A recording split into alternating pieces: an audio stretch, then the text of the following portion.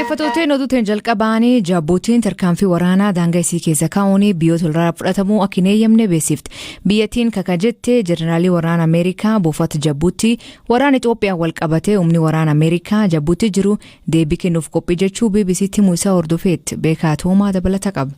Ajajaa olaanaan waraana Ameerikaa akka buufata Jabuutii Wiiliyaam Zaanaa torbee darbe gaaffiif deebii BBC waliin taasisaniin waraanni kaaba Itoophiyaa hammaatee finciltoonni Finfinnee qabatan yoo ta'e humni waraana Ameerikaa Jabuutii jiru dippiloomaatotaa fi lammiilee Ameerikaa Itoophiyaa keessa jiran baasuuf akkasumas tarkaanfii barbaachisaaf qophii ta'uu himanii turan. Kana hordofeetti ministeerri dhimma alaa Jabuutii Mahmuud Ali Yusuf biyyi isaanii tarkaanfii waraanaa dhimma biyyoota ollaa gidduu seenuuf fudhatamuuf ka'umsa akka hin taane himan. Olloota isaa waliin hariiroo gaarii qabu mootummaan Jabuutii kun akka ta'uuf hin ayyamu jedhan aangaan kun karra galaana diimaa kataatee Jabuutii keessatti biyyoota buufata waraanaaf loltoota qaban keessaa tokko Ameerikaadha. Jabuutiitti ajajaa waraana Ameerikaa Wiiliyaam Zaanaa tasgabbii dhabiinsi Itoophiyaa naannoo gaanfa Afriikaaf balaa qabaachuus himanii turan. Jeneraalichi itti dabaluunis Finfinneen yoo harka finciltootaa jala galte rakkoo namoomaa olaanaatu uumamaa jechuun akeekkachiisaniiru. Kaayyoo waraana Ameerikaa Jabuutii buufatee jiru inni ijoon Afriikaatti keessattuu Afriikaa bahaatti yeroo rakkinaatti deebii kennu ta'uu kaasuun barbaachisaa ta'e yoo argame hojjettoota Imbasii Ameerikaa Itoophiyaa jiru dabalatee lammiilee Ameerikaa hunda Itoophiyaa keessaa baasuuf qophii ta'uu himan. Gaaffiif deebii qondaalli waraanaa kun BBC waliin taasisan hordofe waraana Itoophiyaa waggaa tokko lakkoofsise karaa nagaa akka xumura argatu dhiibbaa gochaa akka jirtu Ameerikaan tarkaanfii humnaa fudhachuutti cehuu maltii yaaddoon jedhu marsaalee hawaasaa irratti calaqqisaa ture. Ministeerri Haajaalaa Jabuutii garuu biyyi isaanii tarkaanfii waraanaa akka kanaaf ka'umsa akka hin taane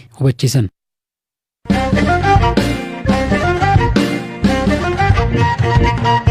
Labsii yeroo muddamaa sadarkaa biyyattii mootummaa federaalaa baasbuur godhachuun qajeelfama sochii namaa fi konkolaataa saatiin daangessu baasuu isaa mootummaa naannoo Oromiyaa beeksise. Qajeelfamii haali yeroo ammaa biyyattiin keessa jirtu wal qabatee nageenyi waaraa bu'uu fi miidhaan lammiilee ga'uu hambisuu fi bahee jedhetti gaafatamaan taana biiroo kominikeeshinii Oromiyaa obbo Gizaachoo Gabbisaa beekaa ta'umatu dubbise. Labsiin bahee saatii sochii daangessuudha. Saatii sochii daangessuu galgala haga saatii 3tti namni socho'uu hin danda'a. Konkolaataan amma saatii 2tti. Haga saatii meeqaatti kan socho'uu hin dandeenye? Hanga saatii 11 walakkaa. 2 walakkaa haga 11 walakkaatti. Kan namaa sadii hanga 11 walakkaatti. Namni saatii kaa'ame kana keessatti sakattaan daandii irratti hin jiraata. Iddoo sochiidhaan sakattaamu hin jiraata. Iddoo naabbiidhaan sakattaamu hin jiraata. Sakatta'iinsi kun walitti fufiinsaan miti kan godhamu. Guyyaas miti kan godhamu. Irra guddeessa kan godhamu halkanii garuu guyyaa iddoo muraasa iddoo barbaachisaa jedhamee amanametti kan raawwatamudha. Galgala garuu magaalota keessatti akkasumas dhaabbilee mootummaa fi hawaasaa jiran sakattaan ni taasifama. Kanaafuu amma qajeelfamni haaraan bahe kuni sochii saatiin daangessuu fi sakatta'iinsuma kanuma lamaan irratti kan xiyyeeffatedha. Kana irratti kan xiyyeeffatedha. Kana keessatti garuu dirqamni lammiilee mana kireessan irra taa'ee jira. Eenyummaan namaa akka hubatamuuf kan mana kireessu dirqama beeksisuu qaba jechuudha. Nama gara mana isaatti dhufu beeksisuu qaba. Sanarra darbee immoo namni kireeffachuudhaaf itti dhaquus waan eenyummaa isaa ibsu of harkaa qabaachuu qaba. Kireeffataanis kireessaanis dirqama kana beekanii giddugaleessota uummataa kanneen akka gandaa waajjira poolisii isaan kanatti eeruu kennuudhaan akka galmaan hin taasifama. Galmaanis waraqaa akka argatanii godhama. Hordoffiin akkasiis hin jira jechuudha. Qajeelfamni kun akka bahu sababni maayinni yaaddoon nageenyaa addaa mootummaan naannoo Oromiyaa qabu jira moo maaliif qajeelfama kana baase? Nageenyi biyyaa waarawaa akka ta'uu fi akka mirkanaa'uuf qaamni adda addaa sochii adda addaa godhu karaa lootee galtummaatiin miidhaa uummata irrattis akka hin geessifneef dabalataan qabeenya irrattis akka hin geessifneef jedhameeti kan qophaa'edha. Yaaddoo addaa kan jiru beekamaadha. Akka biyyaatti haalli jiru waliigala Oromiyaas ni ilaallata. San qofas miti haala qabatamaa naannoo Oromiyaatiinis magaalota keessattuu sochiin meeshaalee seeraan ala akkuma sana daldalli seeraan ala jireenya lammiilee irratti miidhaa geessisuu danda'u. Shirri dinagdee miidhaa geessisuu danda'u akka raawwatamneef xiyyeeffannoo addaatiin dhimma ilaalameedha. Waraana deemaa jiru kana wal qabatee namootni buqqa'anii baqatanii dhufan gara naannoo Oromiyaatti shanootti torbee darbe gabaasawwan adda addaa argaa turre. Lammata immoo sochiidhuma hidhattoonni taasisan kana wajjin keessaayyuu isaan warri hidhatan kuni naannoo Finfinneetti marsaa jirra magaalaa akka laga Xaafoo kana fa'aa keessa socho'aa jirra waan jedhu fa'aa kana hin dhageenya gama isaanii waan ta'eef kan akka yaaddootti ni ilaala mootummaan naannoo Oromiyaa. Inni kun kallattii naannoo Oromiyaatti tun dhufin naannoo Oromiyaan alattis qaamni kamuu waan ittiin socho'u eenyummaa isaa kan ibsu qabachuun sababa socho'uuf qabaachuun murteessaa ta'e argameera jechuudha. Haa ta'uti kan sochii humnoota namoota muraasaa tibba kana bakkaa bakkatti mul'atu jedhu kana dhimmoonni qulqullaa'aa jiran jiru. Mootummaan yaaddoo gama dhufanii Finfinnee marsanii naannawa kanatti mul'ataa jiru jedhu hin qabu. Sababi isaa yaaddoo hin qabneef lammiin akka naannoo Oromiyaatti tibbana socho'aa jiru. Eessattuu diinni akka bira darbee magaalaa to'achuu miti yaaluu hin dandeenye qabatamaadhaan agarsiiseera. San qofa miti raayyaan ittisa biyyaa qaamoleen nageenyaa mootummaa naannichaa akkasumas milishaan gandaadha sadarkaan jiran iddoo jiranitti tarkaanfii qabatamaa fudhachaa jiru. Lootee galtuun hin jirtu jechuu miti kun immoo magaalota keessatti lootee galtoota balaawwan geessisuuf ergama juntaa fudhatanii socho'anis ta'ee mataa isaatti ofiinsaa juntaan iddoo itti qabamu hin jira jechuudha. Qajeelfama haaraa kanaan qaamoleen nageenyaa milishaan warreen sakkattiinsa kana raawwatanii namoota nagaarratti namoota jiruuf jireenya idilee isaanii gaggeessan irratti sarbama adda addaa kan geessisne of eeggannoon godhamu maalidha? Qajeelfama kana da'oo godhachuu. Baay'ee gaaffii gaariidha. Qajeelfamichuma keessatti qaamni seeraa ulaagaa inni guutuu qabutu taa'ee jira. Qaamni kamuu sababa gahaa hin taaneen karaa seera qabeessa hin taaneen maqaa hordoffii kanaatiin yookaan labsii yeroo hatattamaa kanaatiin miidhaa geessisu qaama seeraas ta'ee jechuudha. Seera duratti itti gaafatamummaa kan hordofsiisu taa'eera jechuudha labsii kana keessatti. Akkaataa labsii kanaatti namni heeruu gahaa hin taaneef qabatamaa hin taaneen nama qabee ofiisaatti seera duratti gaafatamaa waan ta'uuf hordoffiin gama sanaan taasifamu hin jira jechuudha. Sana qofa miti caasaa sadarkaan jiru hunda yaada uummataa hin fudhatama. Deeggarsi uummataas hin gaafatama. Inni kun hin hordofama. Komaandi poostiin sadarkaadhaan dhaabatu hundinuu gamaggamaa hin deema. Hanqinoonni bakka jiranitti sirreeffamu hin taasifama.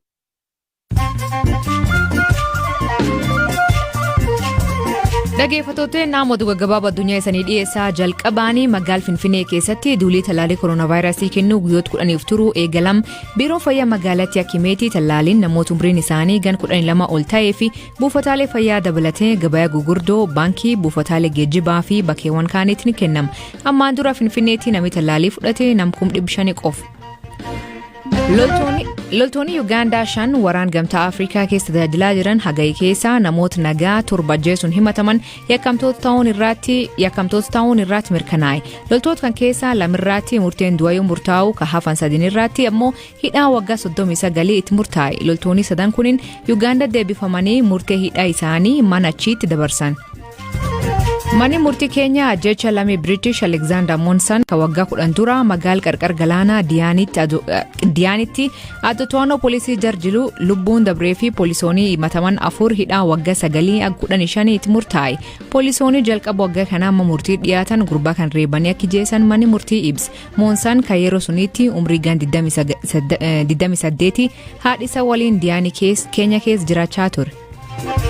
Ilmi pireezidantii duraanii Liibiyaa Muhammad Gaddaafii filannoo pireezidantummaa yeroo jalqabaatiif biyyattii keessatti geggeeffamuuf jirurraatti dorgomuu akka dhimamaatti galmaa'e. Saayif al-Islaam Gaddaafii silaa abbaa isaa dhaaluuf ture.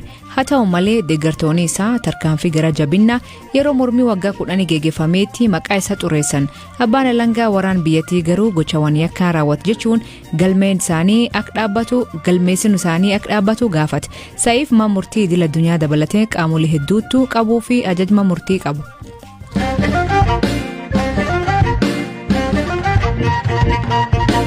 Xumura irratti torbe dabre kan heerumte falmituu mirgoota dubartootaa fi badhaafamtuu noobeelii nagaa Malaalaa Yousafzai yaaddoo waa'ee fuudhaa yookiin gaa'ela qabdu himte. Ammaan dura fuudhi irratti qeeqa adda addaa dhiyeessaa akka turte Malaalaan yaaddoo qabu malee gaa'ela mormuu hin turre jetti. I was not against marriage. I had concerns about marriage and that. Duruma gaa'ela hin mormu ture garuu yaaddoo qaba ture. Yaaddoon kiyya kun shamarran guutuu addunyaa irra jiran waa'ee gaa'ela umurii malee fi humnaan heerumuu argan biratti kan hubatamudha. Gaa'ela keessatti irra caalaa aangoo kan qaban dhiirota. Shamarranii fi dubartoonni dhiirota caalaa waan gaa'elaaf jedhanii itti dhiisan hedduu qabu. Aadaawwan gaa'ela keenyaa hedduun olaantummaa warra dhiiraa fi loogii dubartootaa irratti godhamuun kan guutamedha. Kanaaf kun akka jijjiiramu gaafii kaasuu dhiibbaa gochuu qabna. Ani garuu nama waan itti amanu naaf kabaju waan argadheef carra qabeettidha. Nama qoosaa kiyya hubatuu fi waan waliin qooddannu hedduu qabnudha. And he understands my sense of humor and we have a lot in common.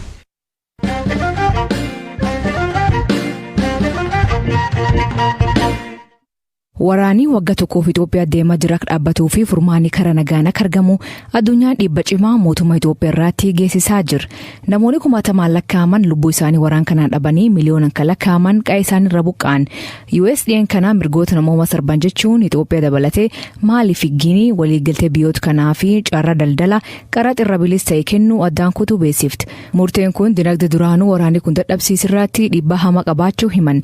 Gaazexeessaan BBC Kalkidan gara hawaasaa himaluun gabaasa kan qopheesse.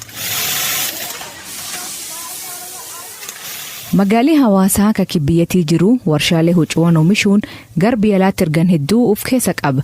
Keessattuu carraa US biyyoota Saharaa gadi jajjabeessuuf uumte Africa Growth and Opportunity Act kaagoo beekamuutti fayyadamuun gara biyyattiitti guddoo ergan. Waliigaltee kanaan biyyoota oomishaalee isaanii qaraxa malee gabaa United States akka dhiyeessan eeyyama. Fayyadamtoonni jalqabaan waliigaltee kanirra faayidaa argatan dhaabbata Epic Apparels kadame garee Epic jedhamanii Hong Kong irraa.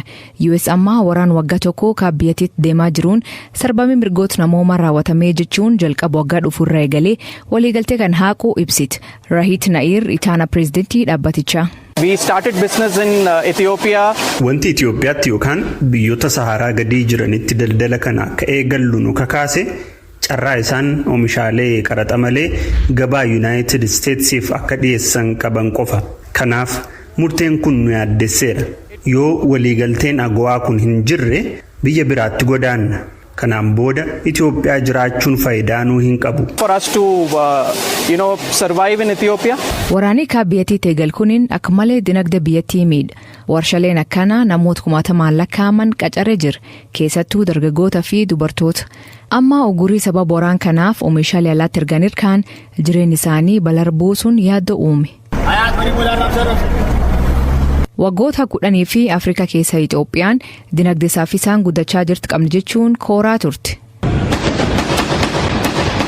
Garuu waraanni naannoo Tigraayitti eegalee gara kibbaatti babal'achuun qabeen fixee guddin dinagdee laf jala harkise. Akkuma hawaasni idil addunyaa ugguraan dhiibbaa Itoophiyaa harkaa jiruutti namoonni hedduun haalii aganirra maataa jechuun sodaachaa jiran. Hojjetoota 2,000 ol ka dhaabbata uffata kan keessa hojjetan Xuru Worq tokko haadhi ijoollee lamatuun galii asii argattuun waggaa 4f maatii isii gargaaraa turte. Warshaan kun cufamnaan filannoo biroo hin qabu. Hojii dhabee haadha mana keessa teessuun ta'a. Yeroo gariin kan of gaafadhu warshaan kun jiraachuu baannaan shamarran kanaa fi namoonni hedduun kun maal ta'uu kan jedhudha. Gara abbaa fi haadha isaaniitti yoo deebi'an malee achitti yoo deebi'an immoo ba'aa warra isaanii ta'u. ተመልሶ እናት አባቱን ማስቸገር ነበረ.